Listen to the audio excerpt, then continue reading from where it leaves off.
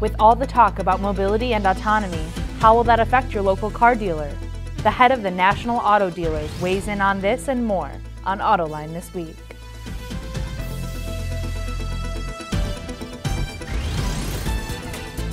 And now, here's your host, John McElroy.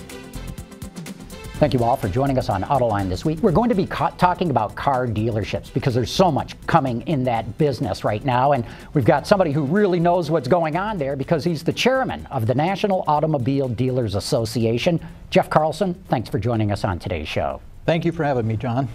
Also joining us today, Gary Vasilash with Automotive Design and Production Magazine, and Mike Colias with the Wall Street Journal. Great having the both of you here, too. Thank you, John. Thanks, John. Jeff, let's start talking about mobility, autonomous cars. It seems to be on the verge of upheaving this automotive industry. From a dealer standpoint, how do you look at this? We may be on the verge, some people say, of where people no longer buy cars, but they're going to buy their mobility instead. Well, there's a lot of different opinions on that, John, and of course, I like to go with Mark Twain saying, the rumors of my death have been greatly exaggerated. The automobile dealers are still, matter of fact, not still, we just celebrated our best year ever in 2015, and we're on track to maybe exceed that in 2016, but not trying to celebrate too much and get back to your question.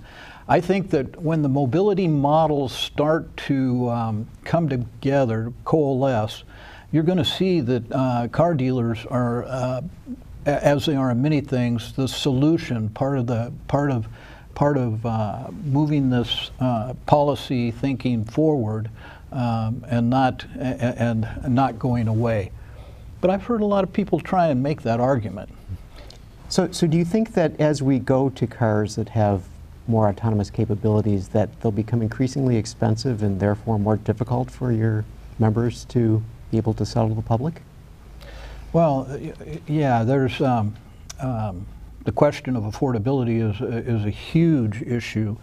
Dealers are interested in keeping the product as affordable as possible. You know, there's a certain Bankers Association publication that has shared with, I mean, it's out there in the public, that the consumer who's been driving our economy through the automotive sector is having a difficult time affording all the not only the enhancements, technical enhancements, but all the regulatory requirements that are out there, and some of the other things that are happening that come out of Washington, D.C. But first of all, you all know that, and I'm not the expert, but there's the 5 stages of getting to where you're ultimately going to be in a driverless car, I believe. And let's not confuse, and oftentimes it is confused by the consumer, that a driverless car is the same as an autonomous car.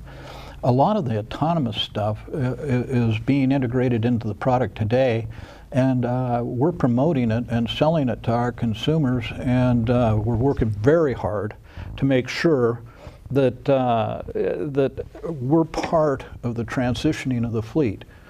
You know, I've said this before on many occasions.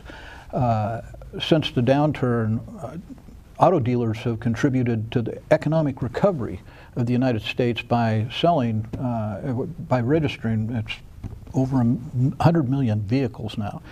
And the reason that's important is because the policymakers want us to have safer cars out there. They want us to have more efficient cars in terms of fuel economy, in terms of emissions, and then they want us to have the technological advancements that are the stair steps to what you're talking about. Well, obviously, having a record year last year and coming off from those 7.5 years that we've been transitioning the fleet, I make the argument that, number one, the consumer is voting for new cars, new trucks, and oh, by the way, in the last year, that number flipped. We went 60-40 to 40-60. A lot of trucks. Yeah, yeah, and that's driven by the consumer. And look, car dealers are here to take care of the consumer. So we advocate for them because they come in and buy the vehicles that that work well for our society. Now, you guys have talked a lot about the affordability factor, and right now, is that, I think the premise is that regulation drives a lot of cost into these cars, and at some point the consumer's not going to be able to afford it. But right now, you've got record volumes and you've got record transaction prices. It's almost like the consumer's not fazed by whatever extra costs are going into the car. They're eating it up. So at what point do we need to be worried about that? That's a great question, and we worry about it all the time. Again, the study is out there that says the consumer is at the brink right now. And I don't want to test that, frankly. I'd like to continue the role that we're on. Obviously, the industry will at some point in time plateau. But right now, we're still looking at a potential record year this year. So, and again, that's good for the consumer, and for all the sorts of things that the policymakers would like to accomplish, and it's good for dealers too. Let's face it, we enjoy the fact that we're able to sell new and used vehicles to all of our friends and neighbors in the United States. Great business. Jeff, another big upheaval in the car dealer business is here comes Tesla, and it doesn't want to use the franchise dealers that you represent. It wants to sell direct in its own stores. It can do that in all but 4 states, including our home state here of Autoline in Michigan. Now Tesla has sued the state of Michigan in federal court. Are you following this case? Because the way I read it, and I'm not a legal expert, if Tesla wins this battle, it's won the war. I mean, a federal ruling is going to open up all 50 states. I'm not an attorney, and while I follow the case, I follow it from the perspective that the states have the states have the right to. Matter of fact, it's their obligation, it's their duty to establish the regulatory scheme that they'd like to have for the people that reside in their states. As a matter of fact, I sat on the Motor Vehicle Dealer Board in Colorado for 7 years. And of course, we had our scheme. But the point is, again, it goes back to affordability. The states want to make sure that the customer is protected, that they get the best deal, that somehow consumerism is working for them, not against them. In the case of Tesla, the model from the manufacturer directly to the consumer, that's a retail model. And Elon Musk even said so himself the other day. I think it was in Fortune, it's been in several publications, but I saw it in Europe in Insight something, but Fortune magazine said something about Elon finding out that there was discounting of his product, and he says, we're not going to discount that. Now, what that sounds like to me is somebody's paying too much. And that's unfortunate. We moved the market to where the consumer can afford it. If the states don't think that that is the right model, that's the policy decision that the state legislators and the state regulators need to make. And I think the governor in the state of Michigan had it right. That's what I know about that. And yet we still have people in the state, even though Tesla is banned from selling cars, traveling to other states to be able to buy the cars that they want. That's the beauty of the market. I've sold cars as far away as Finland, out of Glenwood Springs, Colorado. That's the beauty of the internet. You know what? The market should dictate that. The consumer has the opportunity, unparalleled in history, to find exactly what they want because of the beauties of the internet. You can go online, you can find it, you can negotiate the price, and oh, by the way, everybody talks about there needs to be a different model. Well, if I'm selling an Excursion to a guy in Finland, what's wrong with the model? Well, there isn't, but why have to go through a franchise dealer to do it? Well, I think I just made, well, maybe I didn't make the case clear enough. We compete, and we compete fiercely for that customer's business. And that's why people, and oh, by the way, we also we also create the market. We do two things. First of all, when you bring in your car to trade it in, we establish the market value of that. Now then, there's a lot of difference of opinions. Even though you've got aggregation of prices, when that car comes in, each of them is in different condition and different mileage, all those things, and our market may be stronger for a particular product in western Colorado than it is in southern California as it is in Minnesota. That's the beauty of having dealers that compete. If you had matter of fact, if you have manufacturer direct sales, it becomes you start with a one price deal. I don't see that they can how they address the market issue of getting the most for your used car, and there's a lot of people that are trying to sort that out, but we're a little ways away from that. And then again, back to knowing the market and understanding what people want in the market. I'll give you a case in point. In Florida or Texas, I doubt that Subaru's market share is much more than 1%. In Colorado, it's over 11%. That's the market difference. Now, the manufacturers would have more of a global view, while the dealer has a specific market point of view. You have to understand, dealers are special. And when I say special, we deal with the consumer on a face-to-face basis. 40% of our members at NADA sell less than 300 vehicles a year, so they're small. And what that means is they meet you in church, they meet you at the football game, they meet you at the celebration of birth, celebration of death, they meet you in the community somewhere. When you're talking to a car dealer, and obviously I'm not talking about in urban settings where you don't have as much of this, but you have a lot of it. They are community-based people. It's not a job, it's a lifestyle. Being a car dealer is a lifestyle where we interface with people just like you, and we build relationships and we keep them over a lifetime. Now then, as you try to depersonalize that, I don't know where that's going to go, but I'm here for the dealers. So you mentioned the internet. Is that changing the interface with the dealership? Absolutely. I mean,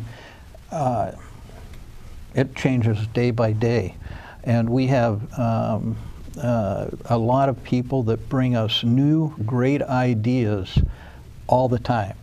Matter of fact, over the last 3 years, I probably, and when I say I, my management team and I have been involved with more vendors providing us new ideas on how we can market cars on the internet, how we can reach out to consumers, how we are able to finance different ideas in terms of financing, and educating our people. You know, but every day it changes because of the internet. But are you finding a younger generation saying, gee, I buy everything online, why don't I just buy a car online? Why do I need to go to a physical store when, you know, I open my mailbox and lo and behold, there's a new delivery today? Well, there's a difference. Somebody has to hold the inventory somewhere, and that's us, dealers. I view it when I have the discussion with young people. They say, well, I just want to order something on Amazon. Well, I say, well, call Ford and see what you can do, or call Tesla, and they don't bring you the car. You call me, and you're in Finland, or you're in Detroit, and I have the car. You know, in Amazon, you want the product, you pay for the freight, the product shows up on your doorstep. I can do the same thing if you're willing to pay the freight from where I'm at or a lot of people don't want to do that. They just hop on a plane and fly to us and pick up their vehicle. I view the car dealer, and understand, car dealers have been doing this for years. I know car dealers in rural South Dakota and in rural Colorado that a farmer says, man, my crop came in great. I saw that truck down on your lot. I'd like to have that. Well, we'll just drive it on out to you, and then I'll call the bank and we'll settle up on it. And those sorts of relationships still exist. That's a different, and that's not the internet cafe, that's the corner cafe, okay? And that still exists in ever look at the map of the United States, and you've got concentration population there, here, here, here, here, but there's a lot of places where the corner cafe still works. There's, I mean, if it's not just, I think people are attracted to Tesla because it's sort of, they look at it as sort of an Apple model where they can go to a store and it's, you know, it's a company store, but it's not, it's relatively low pressure. Then there's people, like Gary was saying, who would just prefer to do the entire process online. Your dealers are protected from that, from franchise laws and other things, but are there things that dealers could be doing to sort of come closer to meeting those people on their terms? Well, I think dealers do, you've got to understand, if I don't meet you on your terms, I don't sell a car. The question, I think the question there is the experience in the salon or the boutique that Tesla has, is that superior to the experience that people have in the dealership? And I would tell you that it depends, everybody wants a different experience. Now, I can tell you that, again, there's a premium to be paid to have the, and by the way, Tesla is a fantastic product. I mean, looking at their stuff, it's Star Wars, but it's a premium product. I live in an upscale market. I mean, I've got Aspen on one side and Vail on the other side, and a lot of people that can buy a lot of Teslas. But you know what? Again, it goes to the market. Their X model is coming out. They'll probably sell some of those, but the S model for the last 5 years has not been a factor because in the wintertime it sits in the garage, as do my Mustangs. Good point.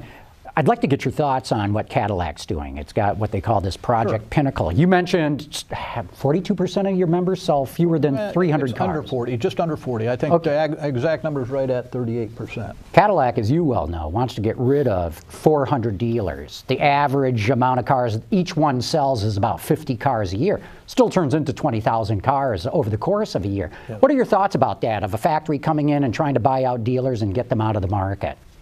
Well, I think it has to be the dealer's decision.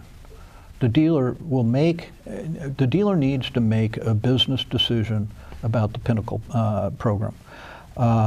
Obviously, Cadillac has decided that they need to take some steps to keep their position or to improve their position, is what they're hoping for in the luxury market. And that's what competition's all about. I think that there is some history where rural dealers have been removed from the market. Once upon a time I was a Ford rep, and I can name a whole bunch of towns that don't exist, where the towns exist. The dealership is no longer there. And while that town used to have huge domestic registrations, today there's no reason to buy a domestic car, so there are Asian and European cars all over the place. But it goes back to some old type thinking, and the world is changing, and we're all going to have to change with it. But the family-owned dealership still serves a purpose, and I got to tell you, if you're driving I-90 across South Dakota, or I had the experience, and there was a little bitty dealership in. It was in it was in Chamberlain, South Dakota, and my diesel blew a deal, and I was never so happy in my life to see a Ford dealership there. I mean, I was like, I'm glad there's a Ford dealership there, and they fixed me. So you're in favor of more stores rather than fewer stores? I think that. Let me back up to something where we started. Mobility, okay? Mobility is going to come into the market in different ways, and I think the manufacturers already know this. At first I thought that mobility was going to be in urban markets, and then traditional transportation would be in your rural markets. But then there's the suburban market that kind of crosses over, and I really hadn't thought about that, but some people have helped me think through that a little bit, and so now I've adopted, you're going to have urban, where mobility will be very important. Suburban, where a crossover, but the rural markets, the smaller markets, are going to be the traditional type, the core products of the manufacturers will go to the rural markets. So they're going to be very interested. They should be interested if they want their core markets to, if they want their core products to end up in those rural markets. That's a decision that Cadillac's going to have to make. It's also a decision that the dealer's going to make. And when they make that, they need to make that as a business decision. Oftentimes, emotion gets in the way of good business judgment. But again, I hope I answered your question. Yeah. Right. So this has been a year where dealers in your organization have had to deal with the situation with Volkswagen. How is that being worked out? Is it being worked out satisfactory in terms of the dealers who are undoubtedly losing money by not being able to sell vehicles? We've been patient watching this, and the reason is nobody really knew how Volkswagen was going to respond to the situation. And most recently, they announced what they're thinking in terms of helping the dealers, and it's on average, I think the number was, and correct me if I'm wrong, about $1.8 million per store. Now, that doesn't mean that all stores are going to get $1.8 million. Based on your volume, it's going to come in. That is such fresh news. I'm not able to tell you how the Volkswagen folks, the Volkswagen dealers feel about the manufacturer trying to help them in that way. What I can tell you is that NADA, from the start, facilitated the dialogue between the dealers, the dealer council, and the Volkswagen people. And that's been a very long process, and we've been involved in it all the way through, and we'll see, you know, how that's playing out for the dealers. It's been a tough thing for them, very tough thing. Absolutely. So, as well as it's caused, stress with their consumers as well. So. The huge increase in recalls has been another thing that dealers have been dealing with. I know you guys have been vocal about the manufacturers being able to get you the parts you need in time. I mean, is it NADA's, because used car, it's illegal to sell a used car that's subject to a recall, if I'm correct, but a used car is a little bit of a gray area. Do you guys feel like, is NADA's position that it's incumbent on the dealer, if a car passes through your hands and there's an open safety recall on it, that it gets fixed before it leaves the lot? If there's a stop sale on a stop drive, I do not drive on the car, you cannot, there's a federal penalty for selling that car. You can't sell that car, a new car, and you can't sell it if it's a used car that has the same thing. But here's where we're at. There are a myriad of recalls out there, and they're not all dangerous. They impact consumer affordability, and I've already taken you through the fact that we're razor thin on how much it costs a consumer. If we were to tell a consumer that, and oh, by the way, we have this deal from J.D. Powers, this economic assessment of trade-in value and the reduction caused by preventing auto dealers from selling vehicles with any open recalls. You come in and you have to buy a car, but you have an open recall, and all of a sudden, I have to ground it if the legislation hasn't occurred where that's the case. But if that were to be the legislation, then your car is going to be diminished in value as a trade-in, because I might have to hold that for 60 days, up to 2 years. The average recall is 60 days to get parts. Peter Welch and I have written about that. You've probably seen it someplace out there. And up to 2 years. Now, the holding cost on 2 years is extraordinary. And the other thing is, we scratch our heads and try to understand why, if NHTSA and the manufacturer says it's okay for all those people that are out there on the highway to drive those cars, but now they want to say that it needs to be grounded on my lot, and it impacts you. And the impact is $1,200 on average, up to $54. I think the top was $6,000, somewhere in there, $54 somewhere. But let's say $1,200. you know, that's a make or break it deal for you buying a car. Now then, here's the crazy thing. Your car becomes worth less, and once we can perform the recall, it becomes valuable again. Where we're at is we need to perform. We need to have the ability. We need the parts. We've said that. We need to be able to perform 100% of the recalls, 100% of the time on 100% of the cars, and that's what dealers do. We're motivated to do it. You'll hear a lot of stuff that says dealers. Oh, think about it. A recall is the best direct mail program in the world. I'm inviting the customer to come in.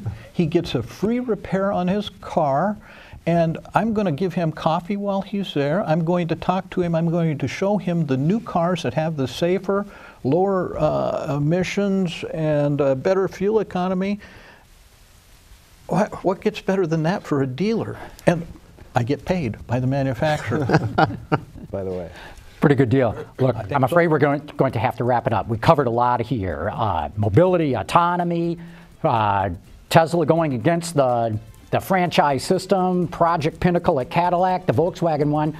Jeff Carlson, I want to thank you for coming on the show. Also, I forgot at the beginning of the show, I have to congratulate the NADA. You celebrate 100 years, 100th anniversary next year. That's pretty telling about the importance of an organization like the NADA. You know what? It's hard to last 100 years, but NADA has done it, and we're looking forward to the next 100 years. Thanks for having me today, John. Thanks so much, Jeff. Gary and Mike want to thank you guys, too, and of course want to thank all of you for having tuned in.